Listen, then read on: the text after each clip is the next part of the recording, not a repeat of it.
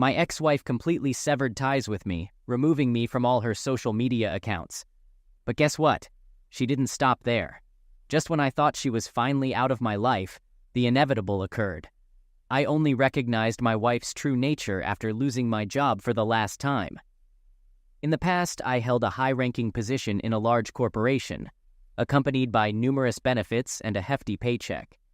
This allowed my wife, with whom I'd been married for 4 years, to be financially free as I took care of her. She excelled at managing the household and looking after me and my elderly mom. Opting to have my mom live with us instead of a nursing home caused a rift with my siblings, who failed to appreciate our mom's contributions to our current status. Now that she's old, blind, and in need of care, they wanted to place her in a home and forget about her.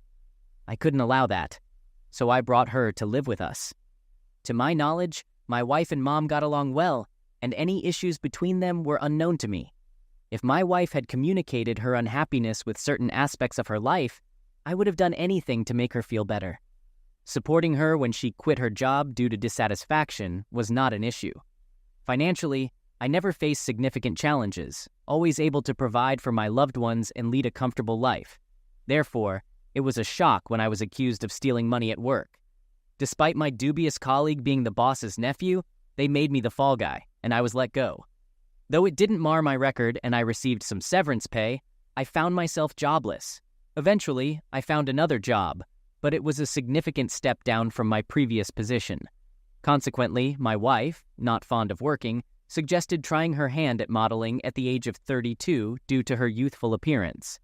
I didn't object, respecting her decision, and attended her photo shoots when possible.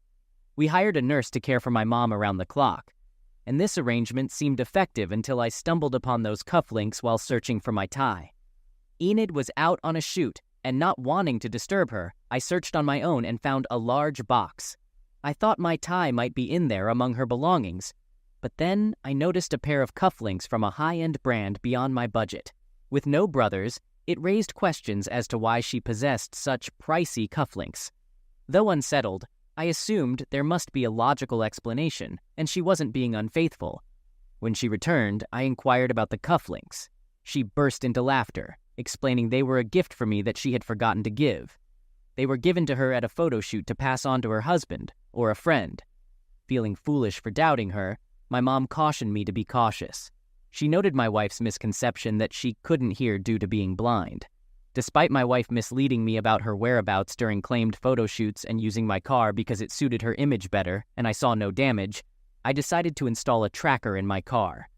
Not once did my wife go anywhere near the locations she claimed to be visiting, yet she still managed to come home with money she supposedly earned. But she continued frequenting a specific address, more than just once or twice. Upon researching the address, it turned out to be that of a photographer. I enlisted my 20-year-old cousin to gather more information about this photographer. Upon seeing his photos, she recognized him, mentioning his popularity among her friends for creating content.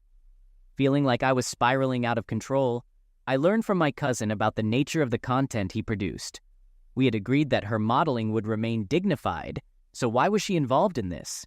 Were her other photo shoots just a cover for something else? I knew that kind of content could bring in money, but we weren't desperate. I decided to confront the photographer and demand he cease working with her.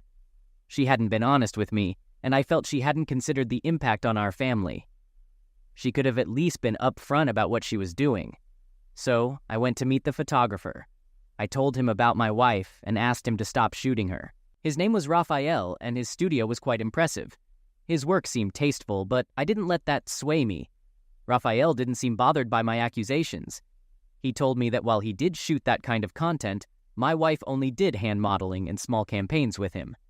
He then showed me a portfolio of her work, and I felt like a fool. I apologized for my false accusations and made my exit. But before I left, I had a strange sense of familiarity. I asked Raphael to keep our conversation from Enid, and he agreed. He said he often dealt with concerned husbands, so he understood where I was coming from. The man who escorted me out seemed familiar. Something about the studio, or maybe him, gave me a sense of déjà vu. I brushed it off as nothing. 3 days later, my wife was in a hurry to get to work and left her bag in our room.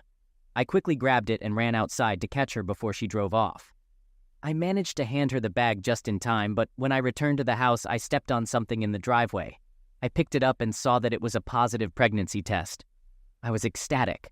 At last, we were going to be parents. I dashed inside to share the exciting news with my mother, but asked her to keep it under wraps since my wife hadn't officially shared the news with me yet. It all made sense now, her recent mood swings and the distance she'd been keeping. I felt guilty for having doubted her and decided to make it up to her by cooking dinner. I must say, I'm quite the chef thanks to my mother's teachings. I texted her to ask when she'd be home, but my message bounced back. I checked our Wi-Fi connection, but it was working fine. Then I noticed her profile picture was missing. I tried calling her, but her number was unreachable. All her social media accounts were deactivated, and I started to worry, especially considering her delicate condition. This wasn't the first time she'd blocked me. The smallest things could set her off, leading her to deactivate her social media accounts until she felt better. On such days, she'd usually retreat to her mother's house for some rest. I'm not at liberty to disclose her exact diagnosis, but she has a personality disorder. She's managed it well over the years, but some days are tougher than others. So, as usual, I did what I do in such situations. I checked to see if she'd made it to her mom's house. Her mother reassured me that she was okay, just needing some space. I felt a mix of emotions, joy from the pregnancy news, but also a hollow feeling because she wasn't there with me. Perhaps she was having doubts about the baby and didn't want me to find out. I finally went upstairs that day and was met with stark emptiness. Her mirror, her jewelry box, all gone. Her closet was bare, not a single piece of clothing left behind. I asked my mom's nurse if she knew anything, and that's when she handed me a letter. It was from her. I read it. "Dear John, I love you, but I can't stay. I feel trapped. I need to breathe. This life isn't for me. Don't try to find me. Pretend I no longer exist. I just can't do this anymore. Goodbye." I asked the nurse to leave, and then I hit the wall so hard my knuckles started to bleed. She had vanished without a trace, carrying my unborn child. A few days later, I heard that Raphael had skipped town and run off with a woman. This made me question whether the baby was even mine. The worst part? I'll never know. Now, I'm left in this house that feels more hollow with each passing day. My mom passed away a few months back, and before she left, she assured me that time would mend my wounds. But it's been half a year since she disappeared. She ghosted me and hasn't reached out since. My routine is simple. Go to work, come home, and drink until I black out. I don't think I'm in lover of drinks, but I do think I'm battling depression. I feel utterly alone in this world. She's out there, probably happy. I still can't figure out what I did to make her cheat on me. I grapple with these questions daily. Sometimes I feel like I should disregard her wishes, track her down, and demand closure. I want her to face me and tell me it's over, not through some impersonal letter. Man, I feel so low. I guess I'm sharing all this so that someone, anyone, can understand what I'm going through. I haven't confided in any friends or family because I'm afraid of appearing weak. So, I put on a brave face and they don't ask any questions. I need to know, is there a way, any way, I can move forward? I'm just so exhausted. I don't know what to do. Update. After pouring out my heart, I found myself sleeping more peacefully that night. The following morning, I felt a sense of relief.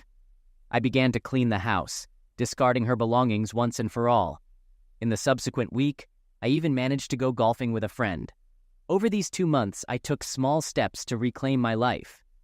I also started attending weekly therapy sessions, which made me realize that I might have been dealing with a narcissist.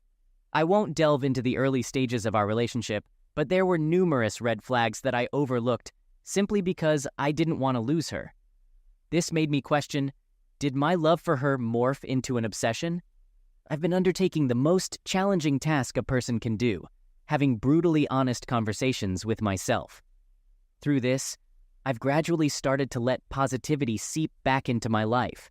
I genuinely believe that I'll be okay someday. It's gradually fading away. I believe I can do it. Update. Numerous positive changes have occurred in my life since then. I ceased dwelling on her and the pain she caused, gradually finding my way back to life.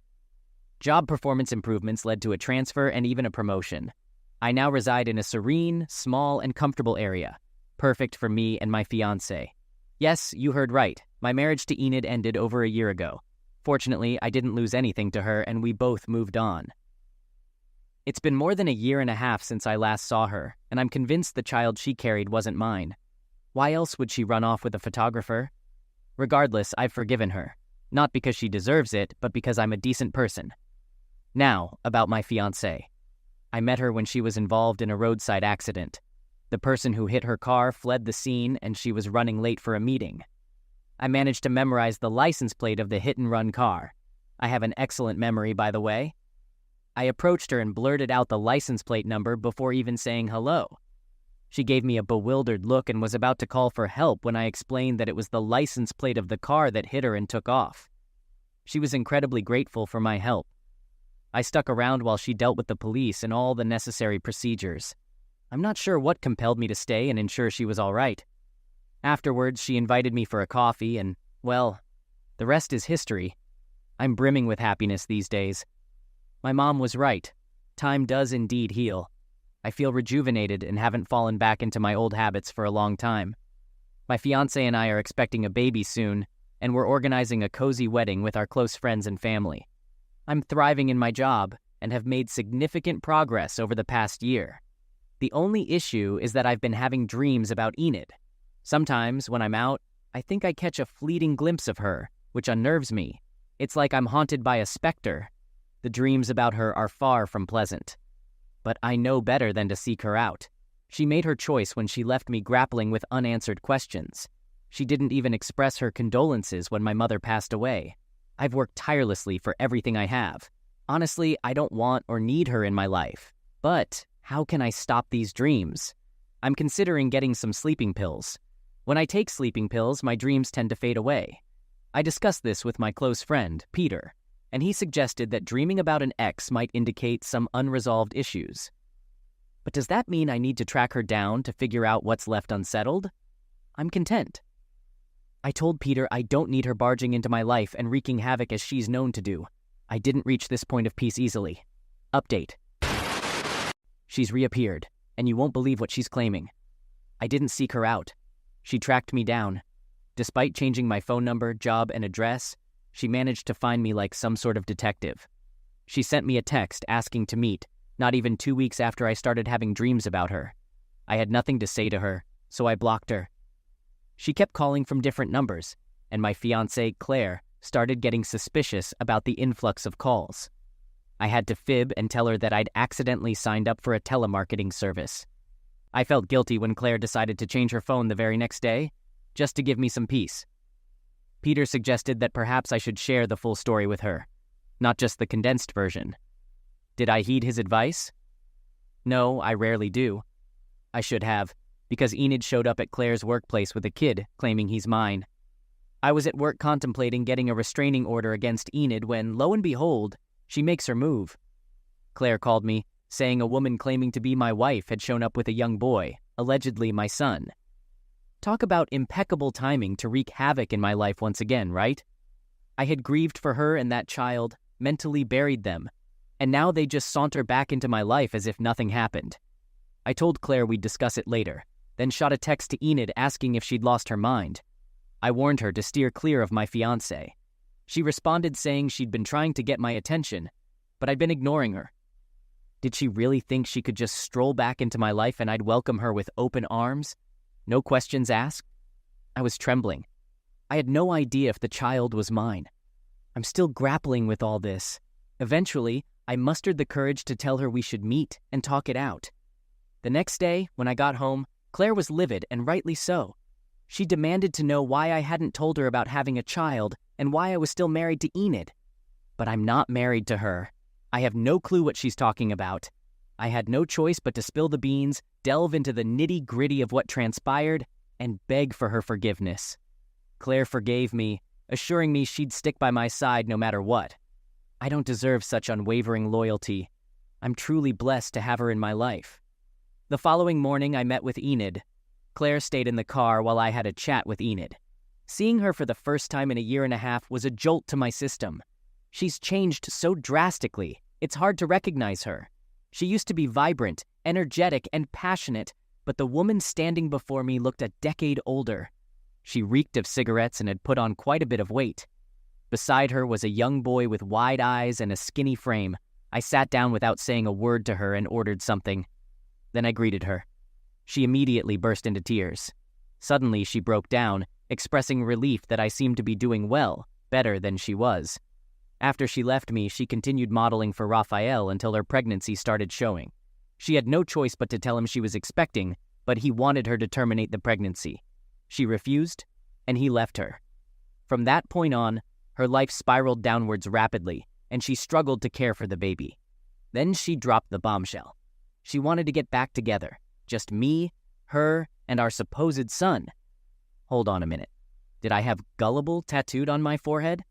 I told her I had moved on and had no interest in rekindling our relationship. Then she pulled out all the stops, resorting to manipulation tactics like crying and blaming her mental health for her actions. I knew she believed she still had some sway over me, the kind she once had, but not anymore. Being with her was mentally exhausting. No matter how hard I tried to make her happy, it was never enough. She left me in shambles, and now she wanted to finish what she started. I told her I didn't want her back, but we still needed to conduct a DNA test on the boy. Who knows? It could be another one of her schemes to worm her way back into my life and wreak havoc. The boy looked so innocent and bewildered, a picture of sadness and confusion as he gazed up at me. I had to avert my gaze because the guilt was overwhelming. She knew this would get to me. She knew how much I yearned for a child. I rose from my seat, unable to endure this any longer. It was like reliving the darkest moments of my life, just sitting there. Then she threatened me, saying if I dared to leave, she'd ensure I'd never see my son again. I froze. I couldn't face her or anyone else.